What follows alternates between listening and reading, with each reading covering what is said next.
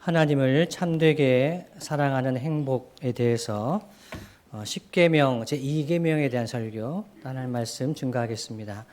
제2계명은 너를 위하여 새긴 우상을 만들지 말고 어떤 형상도 만들지 말며 그것들에게 절하지 말며 그것들을 섬기지 말라는 말씀이지요. 지난 주일에 함께 살펴봤던 제1계명하고 차이가 있다면 제1계명은 다른 신들을 내게 두지 말라. 하나님의 면전에서 하나님 앞에서 다른 신들을 함께 섬기지 말라. 즉 예배의 대상에 관한 말씀이었다면 오늘 말씀은 예배의 방법에 관한 말씀입니다. 우리가 어떻게 예배해야 하는가 그 방법을 말씀합니다. 웨스트민스터 소교리 문답은 이렇게 예배의 방법에 대해서 제2계명을 설명하면서 이야기를 합니다. 소교리 문답 50문의 문답은 이렇습니다. 제가 읽어드립니다. 제2계명에서 요구하는 것은 무엇입니까? 제2계명에서 요구하는 것은 하나님께서 그분의 말씀에 정하신 대로 모든 종교적 경배와 규례를 받아서 준수하고 순전하고 흠없이 지키는 것입니다. 라고 합니다. 제2계명은 예배를 어떻게 드려야 하는가? 그분의 하나님 말씀에 정하신 대로 예배를 해야 된다. 그런 것이죠. 51문은 또 이렇게 이어서 말씀합니다. 제2계명에서 금하는 것은 무엇입니까? 답은요. 제2계명에서 금하는 것은 형상을 가지고 하나님을 경배하거나 그분의 말씀에 정하지 아니한 다른 방법으로 경배하는 것. 이것은 제2계명에서 금한 것이다. 이렇게 해설을 하고 가르치는 것이죠. 웨스트민스터 소교리 문답의 내용입니다. 그래서 따라서 오늘은 세 가지를 한번 살펴보기를 원합니다. 첫 번째는요. 하나님을 어떤 형상으로 만들어서 섬긴다, 예배한다는 것의 의미가 무엇인가? 하나님을 형상으로 만들어서 섬기고 예배하는 것의 의미가 무엇인가? 첫 번째고요. 두 번째는 그렇다면 어떻게 하나님을 우리가 참되게 예배할 수 있는가? 어떻게 하는 것이 하나님을 참되게 예배하는 것인가? 두 번째입니다. 세 번째는 마지막으로 참되게 예배하는 자에게 주시는 하나님의 은혜에 관해서 살펴보겠습니다.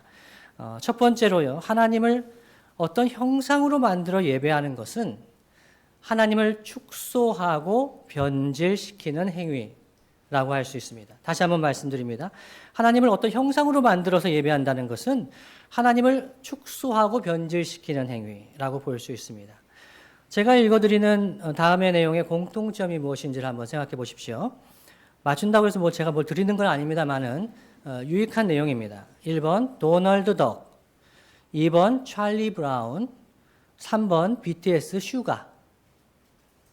우리 2부 11시 예배를 위해서 제가 특별 보너스 4번을 드리겠습니다.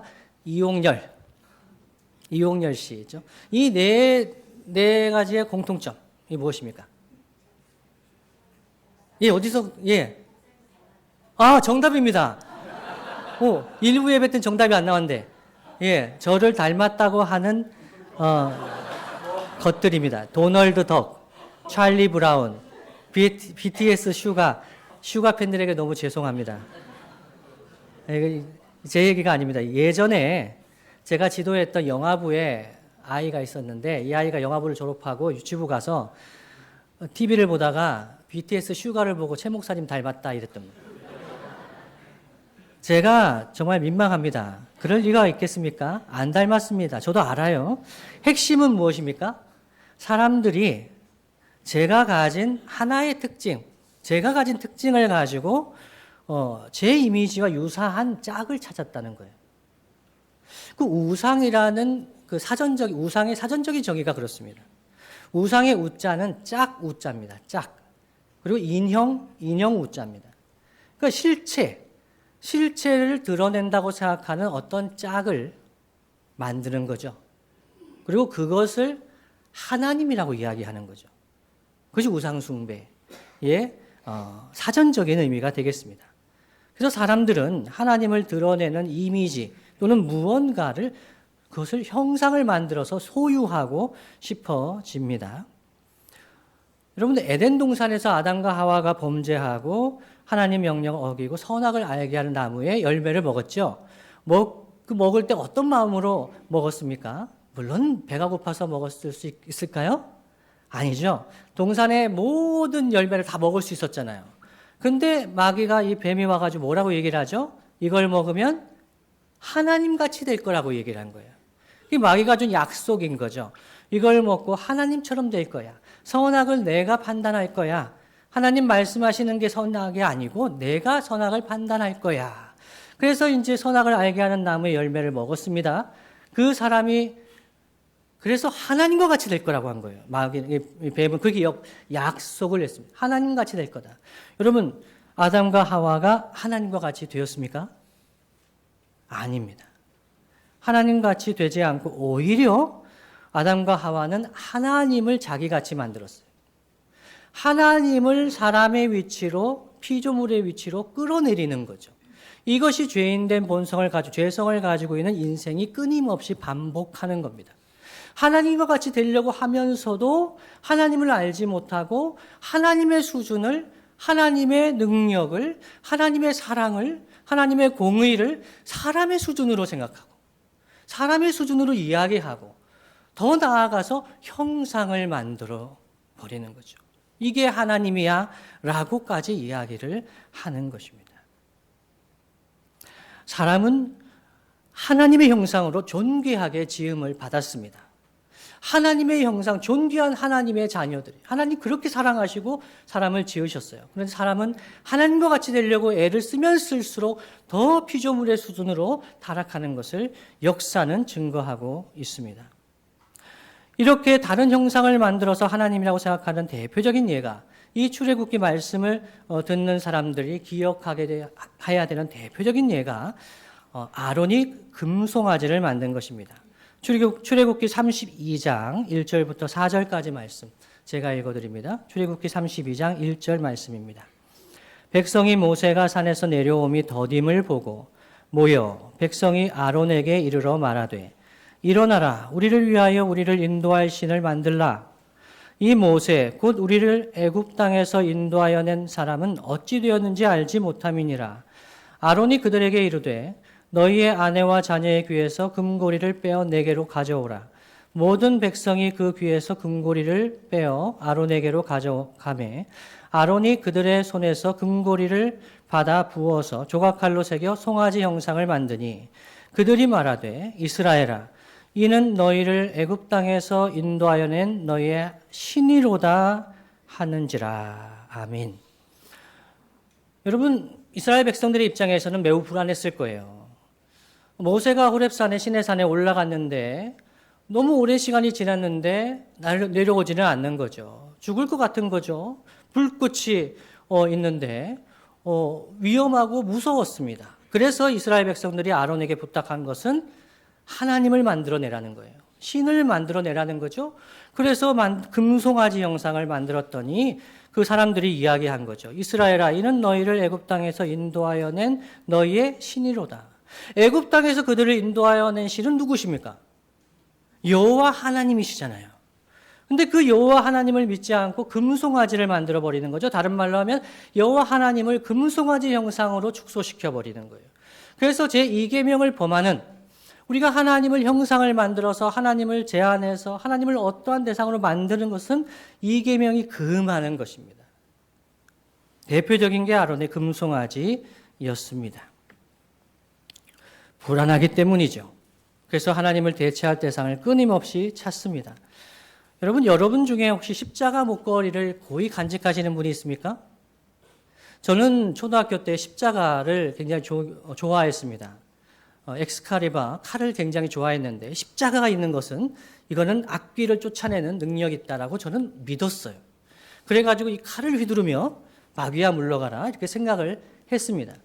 예수님을 믿고 교회 생활하면서도 십자가의 영험함은 있을 거다. 그래서 십자가를 가지고 다녔었어요. 중학교 때 얘기죠. 여러분 중에 혹시 이 십자가 목걸이가 악귀로부터 우리를 보호해 준다고 생각하시는 분이 있으십니까? 있으십니까? 있으신 표정이 있네요. 이분 때는. 예. 십자가 이 물건 자체는 능력이 없어요. 우리에게 능력이 무엇입니까? 요한일서 5장 4절로 5절 말씀 제가 읽어드립니다. 요한일서 5장 4절에서 5절. 무릇 하나님께로부터 난 자마다 세상을 이기느니라. 세상을 이기는 승리는 이것이니 우리의 믿음이니라. 예수께서 하나님의 아들이심을 믿는 자가 아니면 세상을 이기는 자가 누구냐? 그러니까 우리가 우리와 우리의 자녀, 우리 인생에 정말 중요한 것은요, 십자가가 있느냐, 내가 뭘 만들어 놓은 업적이 있느냐, 이런 게 아니에요. 정말 우리가 예수께서 하나님의 아들이심을 믿느냐, 그 믿음이 우리에게 있느냐, 그 믿음이 세상을 이기게 하는 거죠. 이 믿음이 하나님을 기쁘시게 하는 거죠. 예수님을 믿는 믿음에 능력이 있습니다. 십자가 목걸이요. 그 목걸이를 하고 다니는 것 자체가 우리에게 힘을 주고 능력을 주는 것이 아닙니다. 믿음이 없이 십자가를 걸어놓고 믿음이 없이 십자가를 가지고 다닌다면 그것은 오히려 미신입니다. 오히려 사람들이 뒤에서 수군거릴지도 모릅니다. 십자가를 하고 있는데 저 사람의 삶은 어떠한가? 그래서 제가 자동차에 십자가를 걸지 않는다고 설교한 적이 있습니다. 저는 예전에 자동차에 십자가를 단 적이 있어요. 그런데 제가 운전을 아무리 해도 잘 못하는 것 같아요. 제가 운전을 잘 못하니까 제 운전 때문에 이 십자가를 보면 어떤 마음을 갖겠어요, 다른 사람들이. 아, 저 사람은 교회 다니는 것 같은데 운전은 교회 다니는 사람 같지가 않다. 이런 얘기를 혹시 하게 되면 하나님께 누가 될까봐 제가 십자가를 걸지 않습니다. 불안하기 때문에 십자가를 가지고 있을 수는 있겠죠. 정말 불안하다면 우리에게 있어야 될 것은 무엇입니까? 예수님을 믿는 믿음입니다. 이것이 첫 번째입니다. 하나님을 우리가 축소할 수 있는데 여러 모양으로 축소하는 것은 이 이계명이 금하는 것입니다. 두 번째는요. 그렇다면 하나님을 어떻게 참되게 예배할 수 있을까요? 우리는 어떻게 하나님을 참되게 예배할 수 있을까요? 원론적으로 이야기한다면 요한복음 4장 24절 말씀입니다.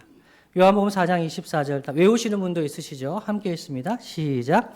하나님은 영이시니 예배하는 자가 영과 진리로 예배할지니라. 아멘. 영과 진리로 예배를 해야 돼요. 참되게 예배하는 거죠. 근데 오늘은 좀 더 구체적으로 중요한 두 가지를 한번 살펴보겠습니다. 웨스트민스터 대교리 문답에서 제2계명을 지키는 것의 실천으로 이야기하는 것 중에 두 가지를 중점적으로 살펴봅니다. 첫 번째는요. 우리는 예수 그리스도를 통해서 예수 그리스도를 믿음으로 예배할 때 참되게 예배할 수가 있습니다. 누구를 통해서 예배된다고요? 예수 그리스도를 통해서.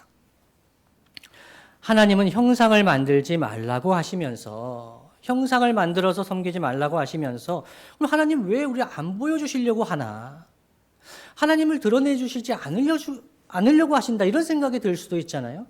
그런데 하나님이 어떠한 분이신지 예수님을 통해서 우리에게 너무나도 명확하게 알려주셨습니다. 예수 그리스도의 성육신을 통해서 우리에게 더욱 가까이 분명하게 하나님을 드러내 주셨습니다. 히브리서 1장 3절 말씀 제가 읽어드립니다. 히브리서 1장 3절 말씀. 이는 하나님의 영광의 광채시요 그 본체의 형상이시라. 그의 능력의 말씀으로 만물을 붙드시며 죄를 정결하게 하시는 일을 하시고 높은 곳에 계신 지극히 크신 이의 우편에 앉으셨느니라. 예수님을 말씀합니다. 하나님의 영광의 광채시요 그리고 그 본체의 형상이시라. 하나님이 그 형상으로 우리에게 나타나시면 예수님이시라는 거죠. 요한복음 14장 7절 말씀입니다. 요한복음 14장 7절 말씀 함께 한번 읽어볼까요? 시작. 너희가 나를 알았더라면 내 아버지도 알았으리로다. 그를 알았고 또 보았느니라. 아멘. 예수님 오셔서 아버지 하나님이 어떤 분이신지를 알려주신 거예요.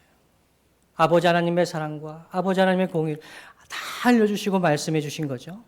그래서 예수 그리스도를 알아가는 것이 너무나 중요합니다. 참된 예배자가 되기 위해서 예수님을 알지 못하면 우리 참되게 예배할 수가 없고 예수님을 알아가는 것이 우리에게 영생과 구원의 능력을 줍니다. 요한복음 17장 3절 말씀 이렇게 말씀합니다. 주님의 말씀입니다.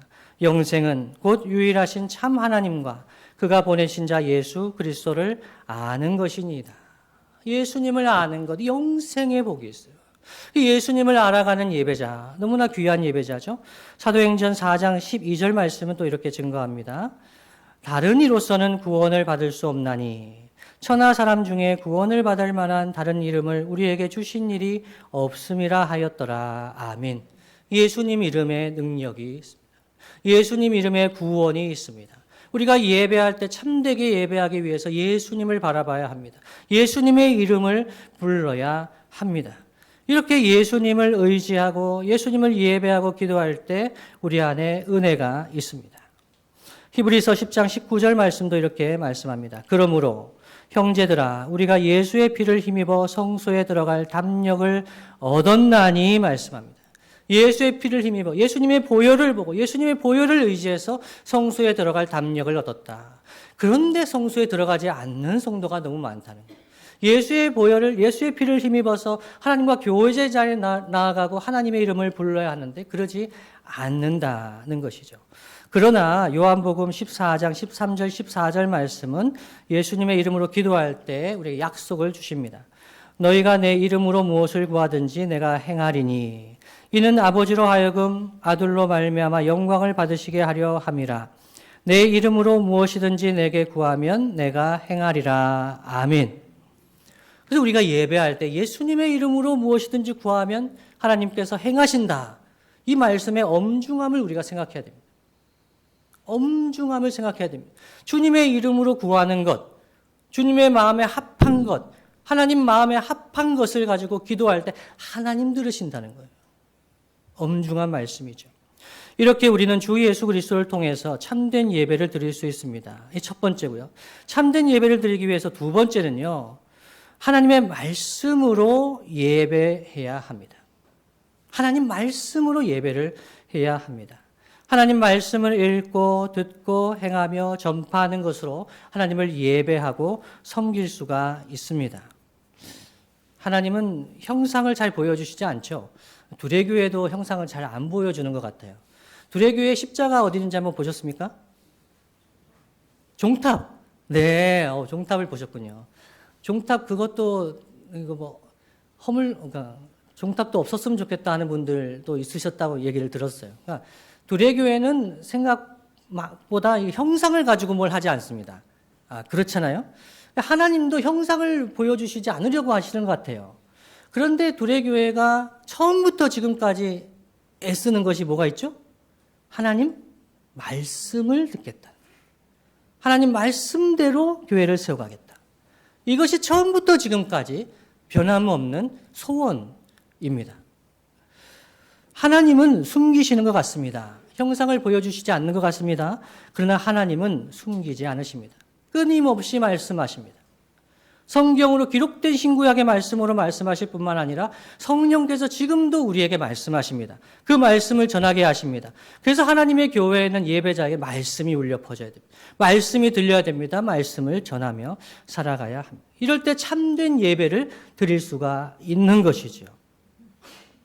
사도행전 10장 33절 말씀 이렇게 말씀합니다. 사도행전 10장 33절 말씀 다 함께 한번 읽어볼까요? 시작. 내가 곧 당신에게 사람을 보내었는데 이제 우리는 주께서 당신에게 명하신 모든 것을 듣고자 하여 다 하나님 앞에 있나이다. 아멘. 예배자의 기본적인 조건은 하나님 말씀을 듣기 위하는 마음입니다. 하나님 말씀을 듣기를 원합니다. 라는 마음이 예배자의 기본적인 마음입니다.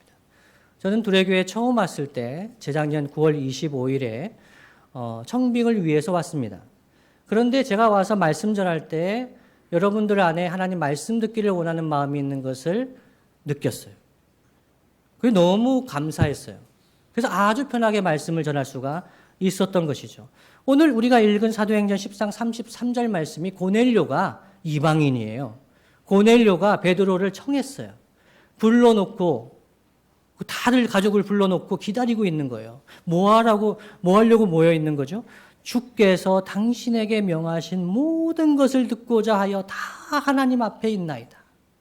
이 마음이 예배자의 마음이에요. 제가 이제 외부 집회 나가거나 할 때 수련회 특히 마지막 날 찬양을 하고 그리고 밥도 아주 맛있게 잘 먹잖아요. 밥 먹고 찬양을 뜨겁게 하면은 상태가 어떻게 되나요? 어떻게 빨리 이렇게 얘기했어요? 너무 졸려요. 너무 졸려요. 그래가지고 말씀을 들을 상태가 아니에요. 저도 알고 있잖아요. 그래서 처음엔 중요한 말씀 안 해요. 처음에는 이런저런 얘기하다가 그러면 이제 깨면서 말씀 들을 준비가 돼요. 정말 복 있는 참된 예배자의 자세는 뭐냐면요. 하나님, 저희가 말씀을 들으러 나와 있습니다. 라는 거예요. 말씀을 들려주십시오. 라고 앉아 있는 거예요. 두 번째는요. 야고보서 1장 21절, 22절 말씀입니다. 야고보서 1장 21절, 22절 말씀 제가 읽어드립니다. 그러므로 모든 더러운 것과 넘치는 악을 내버리고 너희 영혼을 능히 구원할 바 마음에 심어진 말씀을 온유함으로 받으라. 너희는 말씀을 행하는 자가 되고 듣기만 하여 자신을 속이는 자가 되지 말라. 아멘. 그 말씀을 준비해서 들었어요. 그 말씀을 들을 때는 온유한 마음으로 받으라는 거예요. 말씀을 들을 때 여러 가지 생각이 들죠. 목사님은 사회 경험이 없으신가 봐. 목사님은 우리가 주중에 얼마나 힘들게 사는지 모르시나 봐. 이런저런 생각이 들 수가 있어요. 목사님 말씀하시는데 어법이 틀렸어. 별의별 생각이 다 들 수가 있어요. 그렇지만 말씀을 들으실 때는 온유한 마음으로 받는 것이 복이 돼요. 그리고 나서 더 나아가서 22절에 너희는 말씀을 행하는 자가 되고 듣기만 하여 자신을 속이는 자가 되지 말라라고 합니다. 그러니까 말씀을 받는 자의 자세가 어떤 거냐면 하나님 말씀을 듣고 그 말씀을 듣고 잊어버리는 자가 아니고 속이는 자가 아니고 하나님 말씀 들었으면 그 말씀 하나라도 내가 그것을 행하려고 애쓰는 사람이 예배자예요. 그는 삶 속에서 하나님 말씀을 행하려고 하는 것은 삶의 예배입니다. 그 삶의 예배를 하나님께서 기쁘게 받으세요. 부족하고 못나죠. 쓰러지고 낙심이 돼요. 말씀을 잘 실천하지 못할 때가 더 많아요.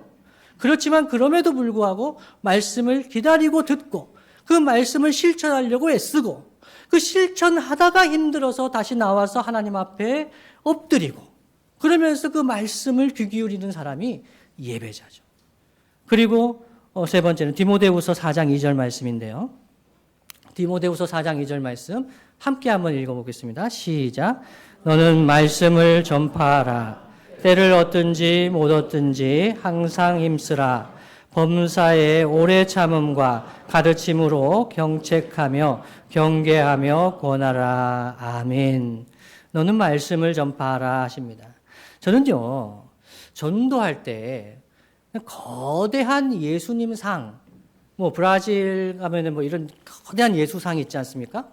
그런 것 좀 세워놓고, 대단하게, 멋있게 해서, 교회에 오고 전도하면 또 효과적이지 않을까. 그리고 예배당도 좀 큰 예배당, 멋있는 예배당. 예배당에 들어오면 정말 은혜롭고, 예배당에 들어오기만 해도 막 기도가 나오고, 이런 예배당을 통해서 하나님이 전도하시면 좋을 텐데, 왜 하나님은 너는 말씀을 전파하라 하실까요? 형상을 만들지 말고, 말씀을 전파하라 하실까요? 우리는 우리의 지혜로, 우리의 지식으로, 이렇게 하면 전도가 잘 될 거야. 이렇게 하면 말씀이 잘 전파될 거야. 복음이 전파될 거야. 교회 사람들이 많이 올 거야. 생각할 수가 있습니다. 근데 하나님의 방법은 말씀이에요. 너는 말씀을 전파하라. 그 말씀을 붙들고 살아가는 삶, 말과 삶으로 말씀을 전파하라. 이것이 하나님의 방법인 거죠. 인생은 교회당을 크게 짓고 싶고 예수님 상을 짓고 싶고 그렇게 복음을 전하고 싶은데 하나님의 방법은 말씀을 말과 삶으로 들려주고 보여주는 것이었습니다. 그래서 이것이 두 번째입니다. 예배자는 말씀을 사모하고 말씀을 듣고 그 말씀을 실천하고 그렇게 살아갈 때 참된 예배를 드릴 수가 있습니다. 첫 번째는 예수님 중심, 두 번째는 말씀 중심, 세 번째는 성례입니다. 이것은 다음에 제가 설교할 내용이기 때문에 길게 말씀드리지는 않습니다. 성례를 바르게 시행함으로 하나님을 참되게 예배하고 섬길 수가 있습니다. 로마 가톨릭 교회는 7가지 성례, 성사를 했습니다. 7가지 성례. 그렇지만 종교개혁의 선배들은 예수님께서 친히 제정해 주신 세례와 성찬을 중요하게 생각했습니다. 다른 것 사람들이 만든 것은 다 하자. 세례와 성찬을 잘 시행하는 것이 바른 교회를 세워가고 참된 예배를 드리는 것 중요한 것이라고 가르쳤습니다. 만일 이것들 외에 예수님 중심, 말씀 중심, 세례, 성찬, 주님이 친히 제정해 주신 이것들 외에 다른 방식으로 하나님을 예배하고 하나님을 경험하려고 하거나 소위 은혜를 받고자 하는 것은 건강하고 지혜로운 방식이 아닙니다. 다른 말로 하면 예수님을 모른다면 예배 자리에 왔는데 예수님을 몰라요. 그리고 말씀에 대한 관심이 없어요. 들은 말씀을 행할 마음이 없어요.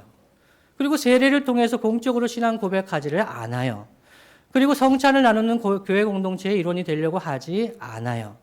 그렇다면 여러분, 아직은 참되게 하나님을 예배한다고 볼 수가 없는 것입니다. 예배 자리에 와 있지만 그것은 예배를 보고 있는 것입니다. 예배를 보는 것과 예배하는 것은 너무나 다릅니다. 하나님을 참되게 예배하는 자는 예수님을 의지해서 하나님 말씀을 붙들고 참된 예배로 나아갑니다. 마지막으로 그렇다면 참되게 예배하는 자에게 하나님 약속하시는 은혜가 있습니다. 그것은 무엇일까요? 제2계명에서는 이 계명을 강조하기 위해서 뒤에 말씀을 첨가한 것이 있습니다. 그래서 5절 중반절부터 6절까지 내용이지요. 이 말씀입니다. 나 내 하나님 여호와는 질투하는 하나님인즉 나를 미워하는 자의 죄를 갚되 아버지로부터 아들에게로 3, 4대까지 이르게 하거니와 나를 사랑하고 내 계명을 지키는 자에게는 1000대까지 은혜를 베푸느니라. 아멘.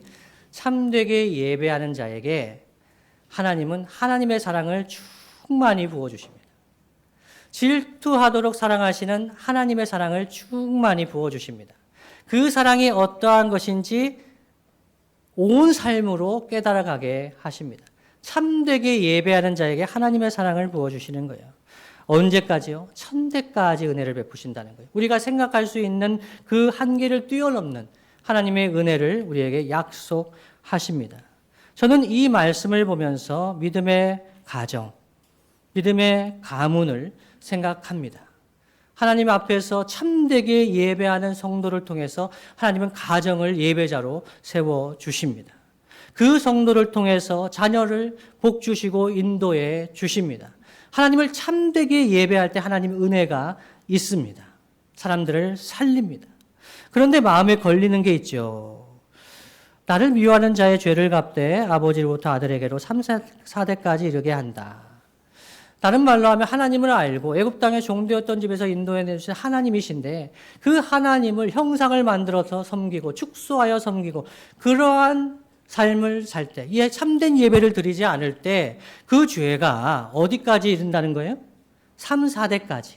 이것을 보면서 부모의 죄가 자식에게도 그 저주가 자식에게도 전해지는 것이 아닌가 생각하는 분들이 있습니다. 그러나 그것은 그 죄는 유전되지가 않습니다. 신명기 24장 16절 말씀에 아버지는 그 자식들로 말미암아 죽임을 당하지 않을 것이요. 그 자식들 때문에 아버지가 죽지 않는다는 거예요.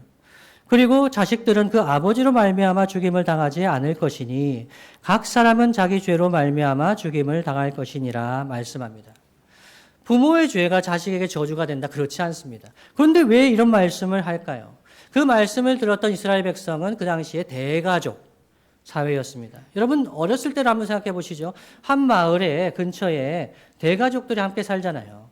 3대까지 같이 사는 집들이 있었잖아요. 할아버지, 할머니 계시고, 조부모님 계시고, 부모 세대 있고, 자녀들이 있고, 이렇게 함께 살아가는 거예요. 3, 4대가. 그때 예배를 잘 드리지 못한다. 참되신 하나님을 예배하지 못한다. 그러면 그 영향이 그 가족에게 영향을 미친다는 거예요.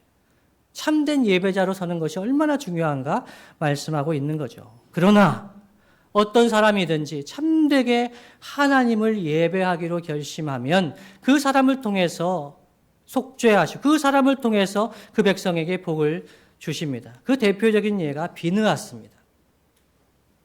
이스라엘 백성이 범죄했을 때, 모압과 범죄했을 때, 그때 이 비느하스를 통해서 이스라엘 백성이 복을 받게 됩니다.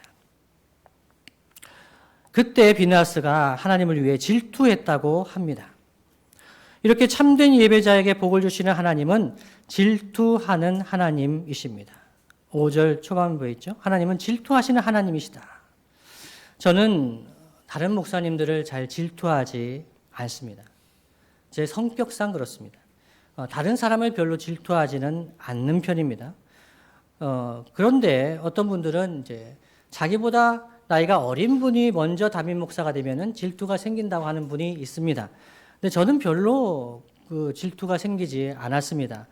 그분이 더 뛰어난 부분이 있겠지. 교회 머리가 되신 주님이 인사이동 하시는 건데 어떤 사람은 담임 목사로, 어떤 사람은 부목사로, 어떤 사람은 전도사로 주님이 그 인사 배치하시는 거지. 제가 그렇게 뭘 할 수가 있겠습니까? 그래서 별로 질투를 하지 않습니다. 제가 더 뛰어나다고 생각해서 그런 것은 절대로 아닙니다.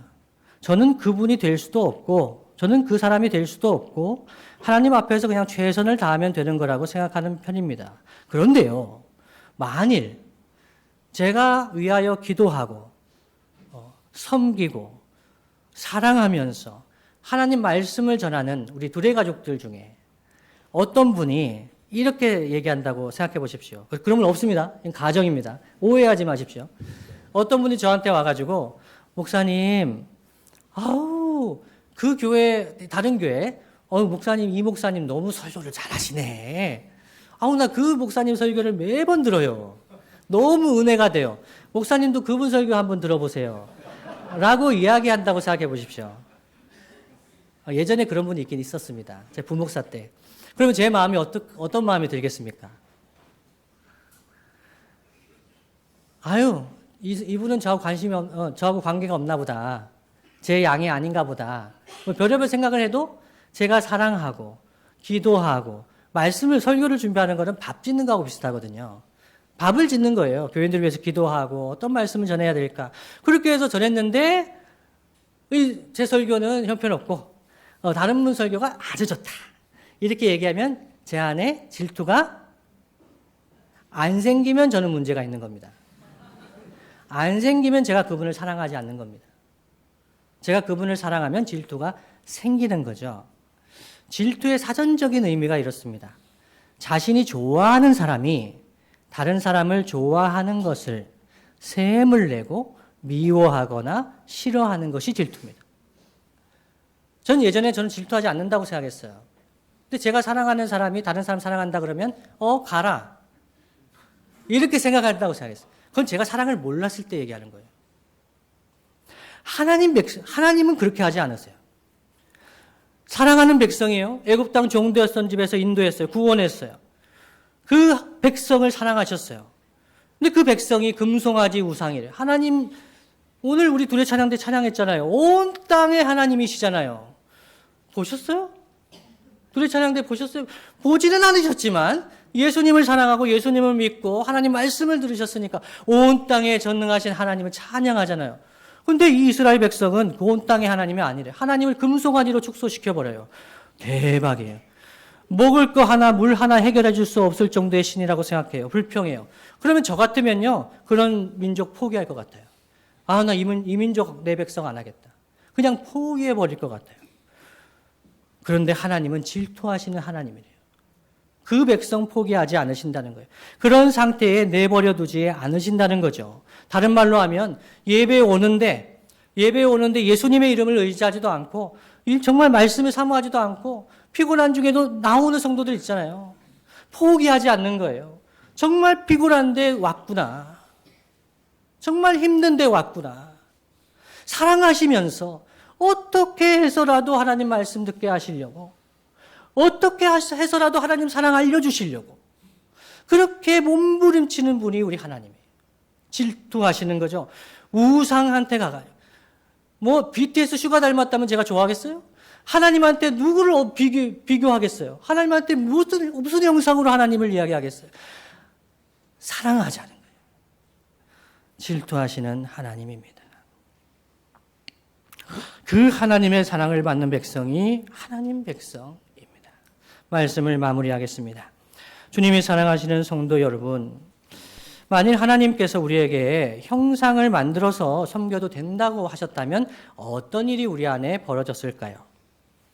하나님 멀리 계시니까 기억할 수 있도록 우상을 만들어서 믿어도 된다라고 말씀하셨다면 어떤 일이 벌어졌을까요? 예전에 대한민국에서 대통령에 취임하셨던 어떤 분이 통일을 기원하면서 그 당시에 가장 큰 불상, 제 기억으로는 동양 최대 불상입니다. 통일 약사 열애 대부를 세웠습니다. 사람의 종교심이 그렇습니다. 자기의 능력과 자기의 가진 것에 따라서 하나님에게 이렇게 표현하는 거예요. 우상을 만들면서 표현하는 거죠. 만일 하나님께서 우리에게 형상을 만드는 것을 허용하셨다면 가난한 사람은 나무로 만들 수 있었겠죠? 좀 가진 분들은 돌이나 은이나 금이나 이런 걸로 만들 수가 있었을 것입니다. 우리의 우상에 따라서 교회 내에서 계급이 생길 수도 있었을 것입니다. 어떤 교회는 큰 예배당, 어떤 교회는 화려한 예배당, 어떤 교회는 작은 예배당. 만일 이것이 하나님께 예배하는 모습, 하나님 앞에서의 신실함의 모습이라면 계급이 생기게 됩니다. 그러나 하나님은 형상을 만들어서 예배하지 말라고 하십니다. 이것은 우리를 자유케 하는 말씀입니다. 누구나 예수 그리스도를 의지하여 누구나 하나님 말씀에 따라서 예배하는 자, 하나님께서 예배자로 받아주십니다. 빈부귀천에 따라 차별하지 않으십니다. 갈라디아서 3장 28절 말씀 이렇게 증거합니다. 너희는 유대인이나 헬라인이나 종이나 자유인이나 남자나 여자나 다 그리스도 예수 안에서 하나이니라 말씀합니다. 주님이 사랑하시는 성도 여러분, 예배로 나아갈 때마다 하나님을 축소하지 말고 하나님을 제한하지 말고 우리 주 예수 그리스도를 통해 보내주신 하나님의 사랑과 하나님의 공, 주님을 의지하면서 하나님 말씀에 순종하며 하나님을 참되게 예배하는 저와 여러분 되시기를 예수님의 이름으로 축복합니다. 다 함께 찬양